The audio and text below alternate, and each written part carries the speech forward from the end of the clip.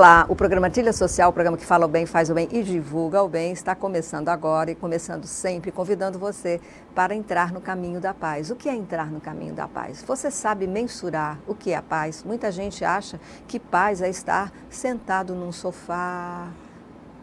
Será que isso é paz? Muitas vezes você pode estar num sofá, pode estar na sua casa, mas a sua mente, o seu coração está movido por amarguras, tristezas, então você não está em paz. A paz é muito além disso.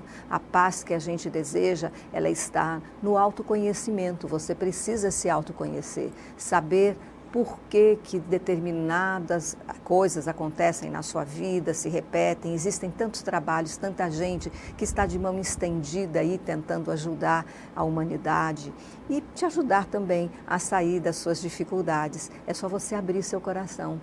Para estar em paz, nós temos que ser flexíveis, compreender que nós falhamos, mas que nós podemos sim melhorar. E as falhas fazem parte do aprendizado da vida. Se você olhar dessa forma, com essa ótica para você mesmo, para os problemas que acontecem na sua vida, a forma como você vai resolver os seus conflitos vai ser pacífica, porque você vai olhar de uma forma como se você estivesse olhando para você mesmo. Muitas vezes nós criticamos o outro com muita veemência, julgamos, condenamos, mas será que a gente olha para a gente mesmo com esse mesmo olhar? A gente julga a gente mesmo dessa forma? Nós sempre achamos que somos os bonzinhos e a humanidade toda é que é ruim. O caminho não é esse. Existem formas, existem mediação, existe a conciliação, existem várias maneiras da gente aprender o caminho da paz. Então, você pode sim aprender uma delas. Respire fundo, acalme o seu coração, né? E olhe o seu irmão, a pessoa que está do seu lado no trabalho como seu irmão, como uma pessoa que você ama. Também ame-se muito, tenha autorrespeito, autoestima, cuide da sua saúde, cuide da sua alimentação, cuide das coisas básicas da vida. A paz começa com pequenos detalhes, passinho por passinho. E aí, passinho por passinho, você vai conquistando essa paz interior que você tanto deseja, não é verdade? Então, a gente faz esse convite para você. O programa Trilha Social hoje está trazendo aqui uma pessoa que faz um trabalho social. Antes de levá-la, de a gente iniciar a entrevista com ela, eu convido você também para entrar no Face, Programa Trilha Social, para assistir todas as pessoas que já passaram por aqui. Todas elas deixaram mensagens maravilhosas, lindas, do trabalho que fazem. E sempre um trabalho de pacificação. E também você pode se inspirar em uma delas, fazer parte de algum projeto, fazer o seu projeto. E se você tem algum projeto ou você tem uma associação, uma organização, você transforma vidas, é só entrar em contato conosco através do programa trilhasocial@bol.com.br e nós vamos ter a máxima alegria em te receber aqui para você falar daquilo que você faz de melhor, que é transformar vidas e fazer parte delas, né? Porque quando a gente transforma uma vida, a gente participa dessa vida para sempre. Vamos servir a vida, vamos defender a vida. E nós estamos com uma pessoa que faz parte de um grupo, é um grupo de psicólogos que se juntou e também inspirados pela vontade de fazer o bem, eles começaram um trabalho. Nós estamos com Cristela Oliveira e eles estão com um grupo chamado Grupo Afetos em Maceió. A importância do afeto na nossa sociedade. Cristela, boa tarde. Que alegria de recebê-la aqui em nosso programa, saber que cada vez mais a gente está vendo mais grupos, né, de pessoas se juntando para essa senda, defendendo a vida, ajudando as pessoas a terem uma qualidade de vida melhor e o acolhimento que é muito importante. Me diga, quem é Cristela? Da onde você veio? O que você estudou? Como é que você chegou aqui? Como é que vocês chegaram até esse grupo, formar esse grupo? Certo. O meu nome é Cristela, como você falou.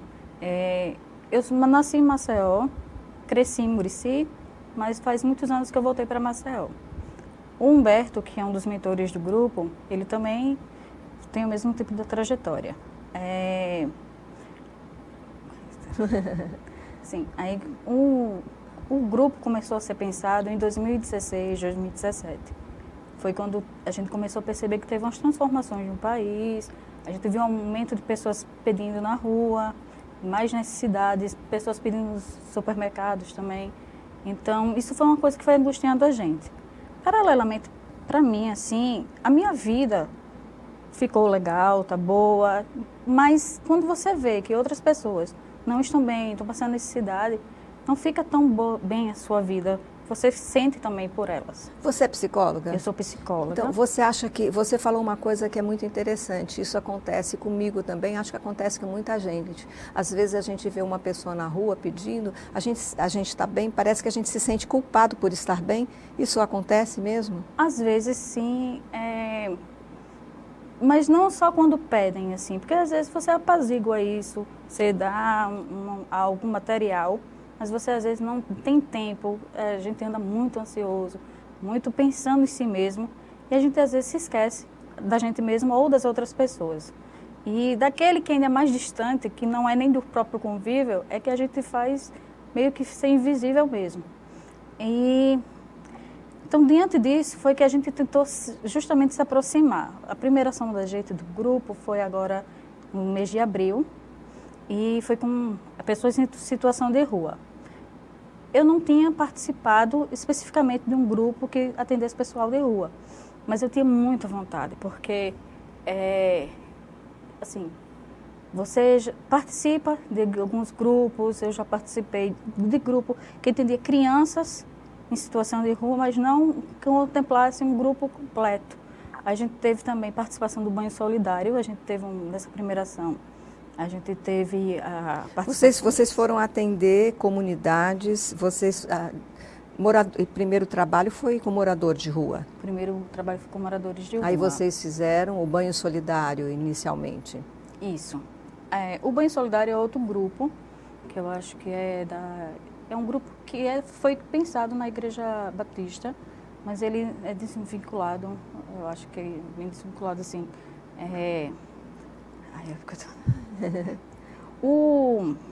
Assim, quando eu vi o projeto, quem pensou esse projeto foi o Humberto, a Yasmine e a Marcela. São psicólogos também. São psicólogos do Elabora Psi. Eu vi pelas redes sociais, que às vezes a gente tem essa ideia que quando a gente faz o bem, a mão esquerda não é para falar para a direita e não é para divulgar, que é se exibir. Só que a gente muitas vezes mostra o lado ruim, reclama e não mostra o que pode ser um incentivo. Eu já vinha há muito tempo buscando um grupo onde eu pudesse fazer algo, porque, como eu disse, profissionalmente, pessoalmente, a minha vida estava muito bem, mas na questão do sofá, quando você está lá no sofá assistindo televisão, perdendo tempo, e você fica meio sem sentido. O que mais? Só para você mesmo, só para a sua vida, só para você ganhar mais dinheiro, para você crescer e, no máximo, para a sua família também. Mas você vê pessoas sofrendo, crianças sofrendo, adultos sofrendo, não só passando necessidade material, mas também questão da depressão, muito sofrimento que a gente tem visto, e o projeto é justamente esse. Por isso que o grupo, pronto, como eu estava dizendo, quando eu vi na rede social... Foi afeto, né? Quando eu vi na rede social o nome Grupo Afetos, eu já me interessei, porque, assim, o afeto de me afetar, de eu poder afetar o outro e de construir essa relação mesmo, que é onde eu acho importante, mais do que você doar materialmente, que é importante também você ser voluntário, você ir, você entrar em contato. Porque às vezes a gente tem certos preconceitos porque a gente não conhece. Mas quando a gente se aproxima, a gente passa a conhecer melhor e muda a visão a respeito daquilo. Quando eu era criança, eu era um pouco preconceituosa. Assim, eu fui criada para ser preconceituosa, de certa forma. Mas aí eu conheci uma senhora negra, que era uma pessoa que eu mais amava, assim, então mudou muito. Então, para mim, se transformou em outra coisa. Tenho irmãos que são gays, então, para mim, também já se transformou. Então, esse contato com a diversidade faz a gente parar para pensar, né? Para pensar e aceitar mais essas diversidades, assim. E ver que o mundo não é só a gente, não é só a família da gente, não é só os amigos próximos, só a comunidade. A gente faz parte de um sistema que é plural mesmo. E a gente precisa entrar em contato com todos eles para a gente poder viver bem. E esse trabalho, quando vocês fazem, você decidiu, aí vamos falar um pouco, porque para você chegar aqui tem uma caminhada. Eu percebo que a sua alma é uma alma que busca, né? Uma buscadora, uma pessoa que pensa na existência, né? Como você chegou à psicologia? Você decidiu ou foi uma decisão, foi uma escolha, foi uma imposição? Como aconteceu? Quando eu era criança, eu queria ser psicóloga, eu queria mais ser psicanalista. O meu pai ele fez um serviço, meu pai era sapateiro, e ele ganhou em vez do dinheiro, ele ganhou uns livros, e tinha uns livros do Freud. E aí eu li com 9 anos um livro do Freud, acho que foi Totem Tabu. Eu não entendi muita coisa, mas eu gostei. Quer dizer, mesmo não entendendo, alguma coisa tocou o seu coração? Porque algumas coisas eu concordei, outras eu achei que entendi e só vim ver que não entendi mais tarde. Mas isso já me mostrou a psicologia. Então, era uma das coisas que eu quis quando crescer. Só que aí a gente vai crescendo, vai querendo outras coisas também, vai mudando. Eu quis fazer história, quis fazer biologia. Mas aí, quando foi no tempo do vestibular mesmo, eu optei pelo que eu sempre quis, que foi psicologia. Depois eu fiz direito. Eu fiz psicologia, me formei pela UFAL. Depois eu passei na UFAL de novo para direito. Só que de direito eu não sou muito chegada. E aí eu tranquei. Porque o meu ramo mesmo é a psicologia. Assim. O que eu acho interessante, assim, a sua história, né? Porque as pessoas que querem fazer transformação, e veja a importância da leitura, né? Você incentivar o seu filho a ler. O fato de você ler Freud com 9 anos de idade tocou você de alguma forma, alguma parte do seu cérebro foi ampliada, alguma parte da tua capacidade de compreensão foi ampliada. A leitura amplia não só a linguagem verbal, como também amplia a visão de mundo. E a diversidade, porque através da leitura, se você lê muitos livros, muitas histórias e também livros de diferentes autores, de diferentes formas de colocação de vida, você também aprende a respeitar a diversidade. Isso. Então veja como é importante. Acho que talvez, não sei, pensando, olhando o projeto de vocês, né, de afeto, a leitura também passa a ser, ou ler uma história, talvez isso também possa fazer a diferença na vida desses jovens, quando você vai, é claro, um morador de rua, ele está com as necessidades básicas completamente incompletas, né? Não tem condição de tomar um banho, não tem uma casa, não tem onde morar, qualquer lugar é lugar para ele se encostar, né? Não tem um trabalho, é um excluído. É um excluído social. O projeto justamente ele tem essa intenção de incluir, de se aproximar, para a gente se incluir no universo dele, eles no da gente. E quando eu falo no da gente, não é do tipo como se a gente vivesse num mundo muito melhor e eles vivem num mundo ruim, assim. A gente percebe, eu pelo menos percebi quando a gente foi para a rua, que é muita gente, é gente diversificada, igual dos que estão pseudomente incluídos na sociedade, assim. Essa primeira ação que a gente fez, que foi a doença, a gente fez ali perto do Coreto de Joraguá. O grupo em afetos, a gente levou os kits de higiene, que tinha sabonete, pasta de dente, pente, papel higiênico, desodorante. Coisas básicas, kit de higiene. Kit de higiene básico. A gente levou esse kit, a gente levou algumas roupas e a gente levou uma sopa. O grupo, a gente entrou em contato, que a gente descobriu que tem um grupo do Banho Solidário, que foi um parceiro que é mais experiente, já vem muito tempo, inclusive eles deram orientações para a gente. Eles também contribuíram com o chubanho, que eu acho que foi muito vital, porque o pessoal da rua tem muita dificuldade de tomar banho, a gente conversando com eles, que o Grupo Afetos tem essa intenção também de conversar, de ter essa troca. Eles levaram o chuveiro, que é como se fosse um quiosquezinho que vem, e também levaram algumas roupas, assim. Então, a troca entre os grupos já foi importante, tanto do Grupo Afetos com o Banho Solidário e com as pessoas em situação de rua. Foi uma festa, acabou sendo uma festa, porque a gente riu, a gente conversou, a gente chorou também, porque a gente ouviu histórias tristes, mas também tem muita história bacana do pessoal da rua. E é sobre isso que nós vamos falar já já. O programa Trilha Social, ele vai para um pequeno intervalo e a gente volta já já para a gente complementar. Esse assunto é muito interessante, falar de seres humanos, de pessoas e falar de amor, né, de dar amor. O programa Trilha Social entra agora nesse pequeno intervalo e volta já já esperando você. Até já.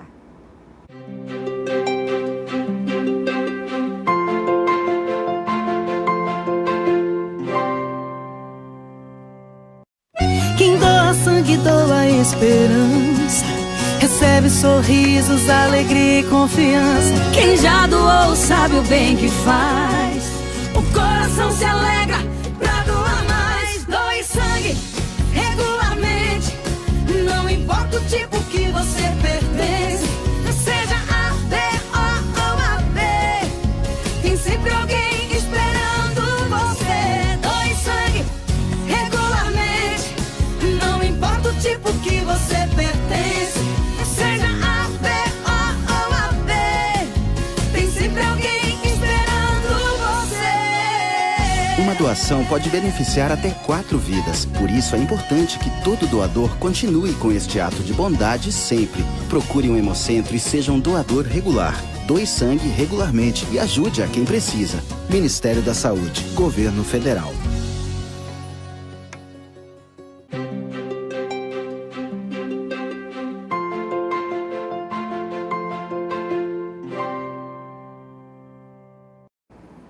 O programa Trilha Social volta agora desse pequeno intervalo. Nós estamos conversando com Cristela Oliveira, né? A mãe dela colocou esse nome nela, um nome bem diferente, né?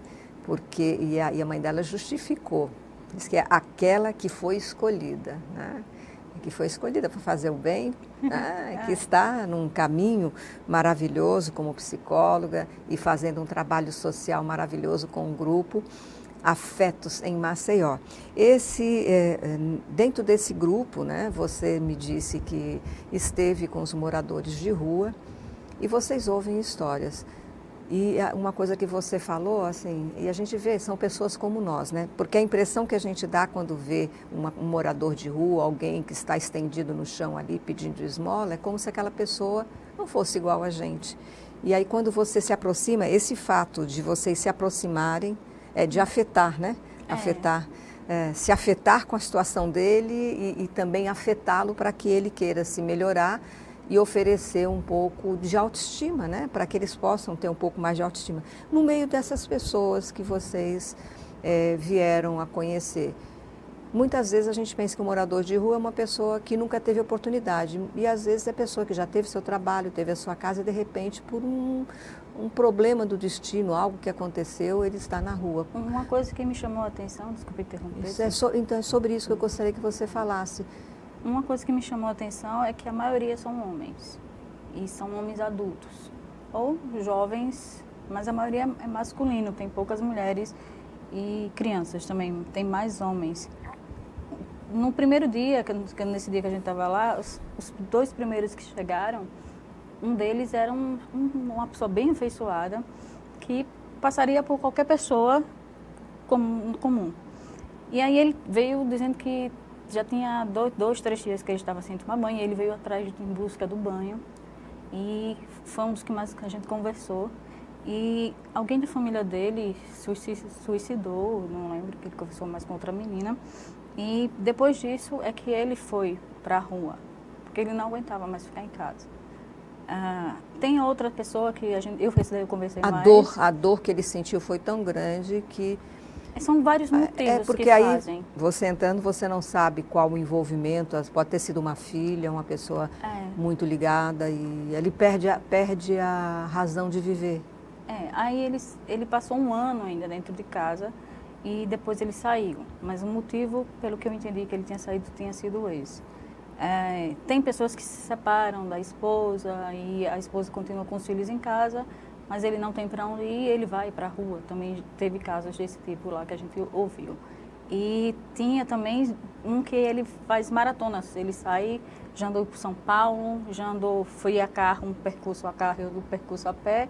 Ele vai para Aracaju, vai para Bahia, vai para alguns E ele vai estados pedindo próximos. ajuda. Aí, no caso, no caso dele, ele é uma pessoa que ele tomou uma posição... Num andarilho. Um andarilho, né? Uma maneira de viver.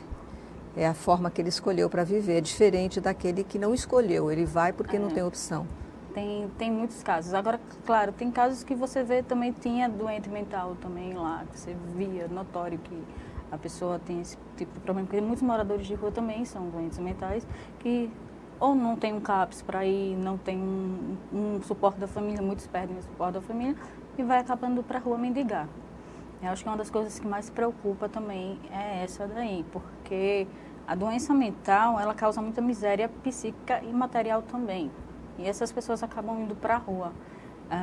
E a gente também escutou, a gente também...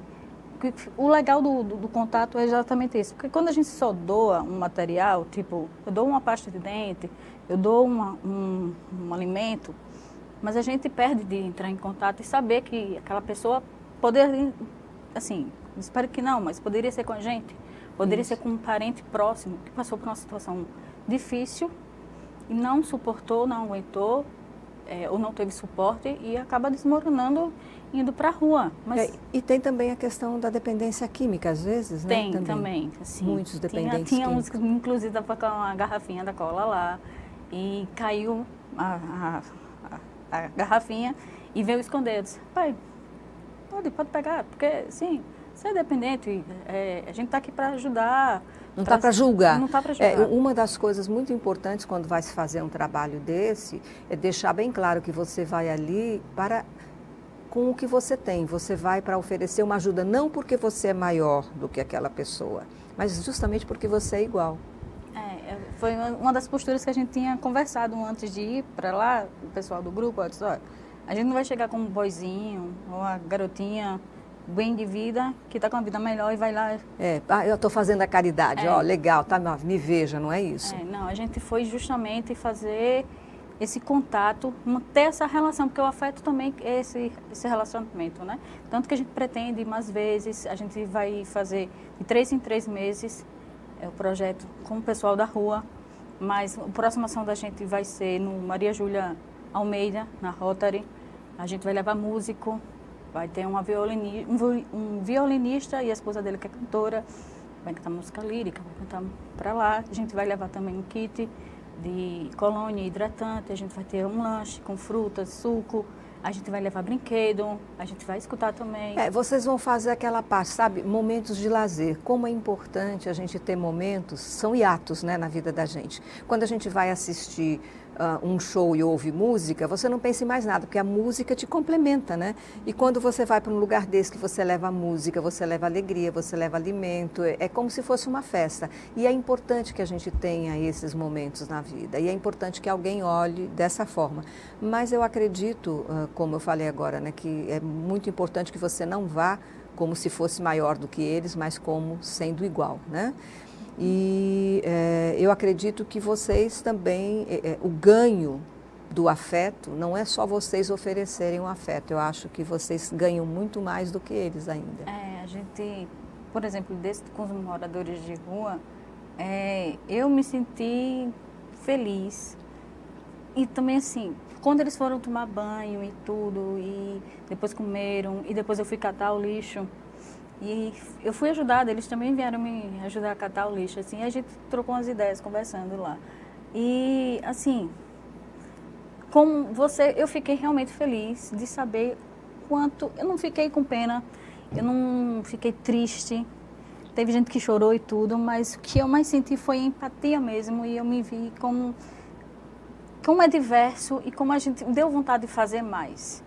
Quer dizer que todo mundo é bonzinho, que está na rua, que todo mundo também é só vítima? Não, tem de tudo, como tem de tudo na sociedade, assim. Então, a gente tem que dar espaço para eles ter voz, para eles se colocarem, para a gente se aproximar e fazer realmente, porque está muito tolerante nos nossos dias. Os nossos dias de intolerância, e o importante de tudo isso é que você promove algo, naquele momento ele se sente incluído, ele se sente lembrado, alguém olhou para ele.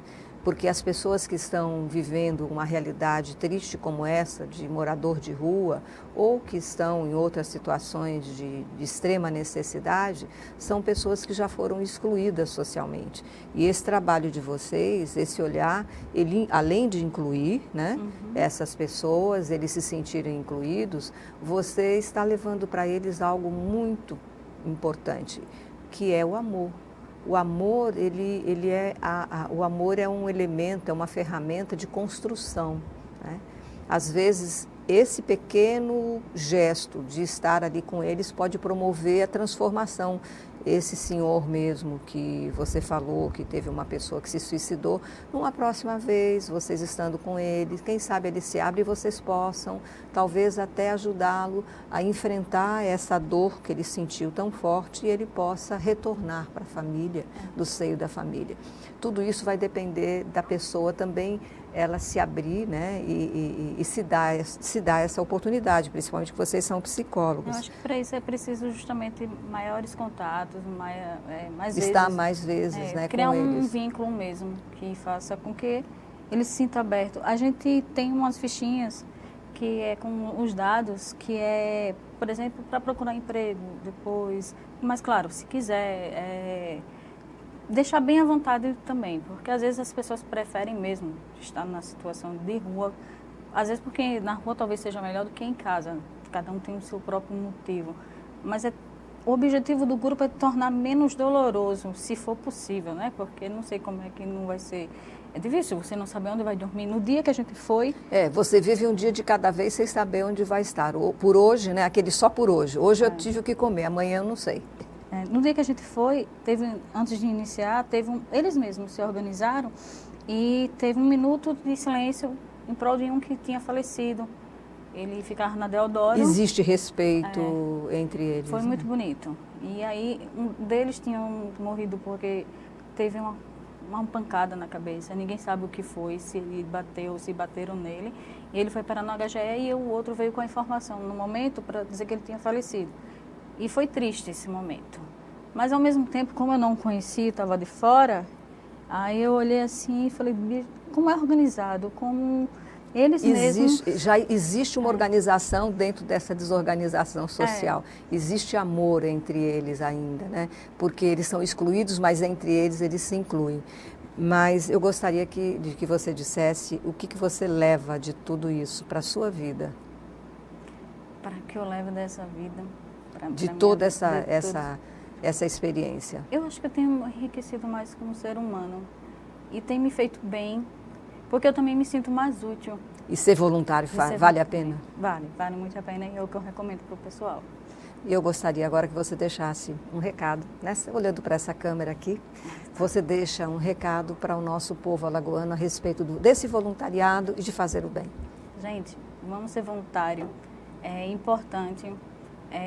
Porque a gente entra em contato com outras diferenças e a gente enriquece enquanto pessoa. A gente amplia os nossos horizontes e os modos de vida, a gente empreende também para a gente. Ok. Eu agradeço muito a sua vinda ao programa. O programa Trilha Social, o programa que faz o bem, fala o bem e divulga o bem, termina agora, mas não termina antes de eu poder agradecer a todos aqueles que acompanham e ajudam esse programa a acontecer. Além de todas as pessoas que nós já recebemos aqui, nós temos também todas as pessoas que nos apoiam atrás das câmaras, que é o Paulo, Fragoso, Gerson, Wellington. Recebam nosso profundo agradecimento. Eu só tenho uma palavra a dizer para vocês, gratidão. Sem vocês, esse programa não poderia existir. Muito obrigada. E até a semana que vem.